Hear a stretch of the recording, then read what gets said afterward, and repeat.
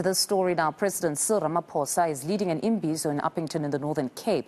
It's focused on improving service delivery there. Yesterday, he visited the Redstone Concentrated Solar Power Thermal Plant in Postmansburg. Ramaphosa says it's projects like these that will solve the energy crisis. eNCA senior reporter Siphamandla Goge is in Upington and joins us this morning. Good morning, Siphamandla. Can you perhaps give us a picture of the service delivery issues in that particular area? A number of those service delivery issues will take center stage today when President Ramaphosa has an engagement with members of the community in Upington. Number of issues there, they include the issue of human settlements, the issue of water provision, collapsing municipalities in the province. Remember, the Northern Cape, in terms of the economy and energy, is trying to position itself as the hub when it comes to green energy, renewable energy. Yesterday, President Ramaphosa visiting the solar thermal power plant where he got to witness that mega project which is underway, creating more than 2,000 job opportunities. The hydrogen or the hydro green strategy in the Northern Cape is being implemented. Premier Zamani Sol telling me yesterday that they want to focus on that so that the province will be able to have a mix in terms of energy, be it solar, wind, and they will be able to deal with the energy crisis that is facing the country with Eskom and rolling blackouts. Minister in the presidency, Mondli Gungubele, joins us now. Minister, thank you very much for your time. The presidential Imbizo. Let's talk about the development district model. Municipalities in this province, a number of them are not doing well. How are you assisting them, and how is the development district model assisting them so that they can tap into the technical skills and resources from those municipalities that are doing relatively well? It's got a lateral complementarity and a vertical complementarity, in the sense that it pulls in national resources, provincial resources, to a geocentralized area.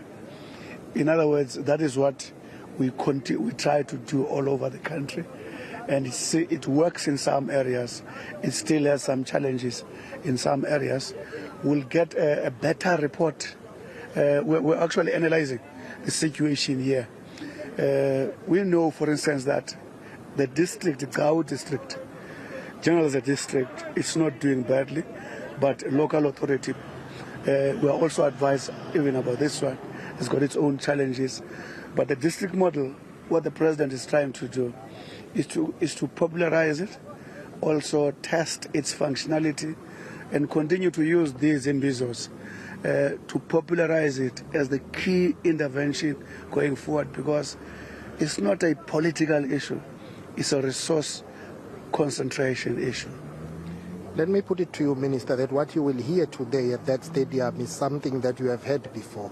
Service delivery issues are the same across South Africa. And in this province, let me put it to you that you will hear about the issue of water provision, which remains a challenge, collapsing municipalities, the issue of housing. Some will say you don't need an Imbizo to attend to such. You know what needs to be done. Why are you not fixing it? There are plans all over the country, including this province. But one of the purposes of Imbizo is to interface with the people who are affected. In other words, to deal with the principle of not about us without us. You can think that it is an easy thing to do. To actually talk to the recipients of those services, can never be a waste of time, because we want to hear them. The provinces would have said, we're making the following interventions in water, in housing, in energy. Two critical things. Are they aware? Are they affected, positive or negative? It serves that purpose. It's never a waste of time to sit with them.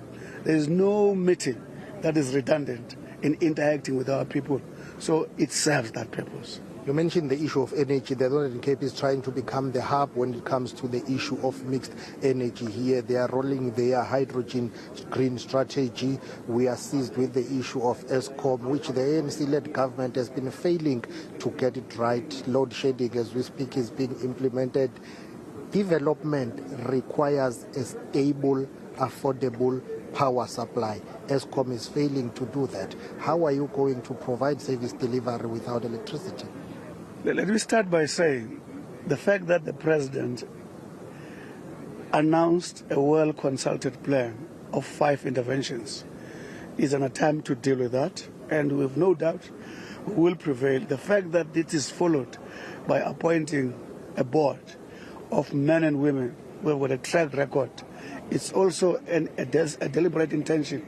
It's a demonstration that we take this matter very serious. Moreover, if you come here in Northern Cape, the Northern Cape destines South Africa as the Saudi Arabia of the future during the green economy time, where here we will power plants from solar, as you have said yourself, to ensure that we produce green energy, a technology which South Africa is already having through Sasol, but in a grey form.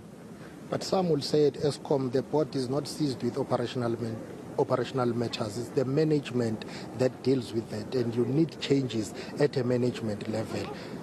And there have been calls for the CEO, the COO, and other managers to go. It's easy in ESCOM to find scapegoats. Let's allow the new board of men and women of track record, especially Mpoma Kwana, who is the chair. They will analyze that situation. Sometimes you'll find that it's just a warm body. For instance, in some of the challenges in infrastructure, when you go to area, you find it's not a lack of skill, it's misalignment of processes. Let's allow this board with the track record itself to analyze the situation and advise where they are taking the country to. The Northern Cape is huge in size, land size, but very small in population. Surely it shouldn't be a problem to deal with socio-economic challenges here and the issues of service delivery. In terms of the population, if the ANC-led government is unable to eradicate poverty, inequality in this province with a limited number and small population, that must be a concern. Remember, resources are deployed proportionate to the population. So there's never resources that are bigger in a particular province, because those resources would have been determined proportionate to the population of that given area. The police minister is here. The issue of crime, gender-based violence, women are being killed in South Africa, children are being killed in South Africa. Crime, violent crime is a major issue, and it will come out during the discussion at this Imbizo. Listen, I was engaging some of you guys yesterday. There is a huge progress we're making in crime, but because it has been endemic, it has gone in a manner that sort of, should I say, endemic. Turning it around is going to take time. But we are very much pleased with a lot of arrests.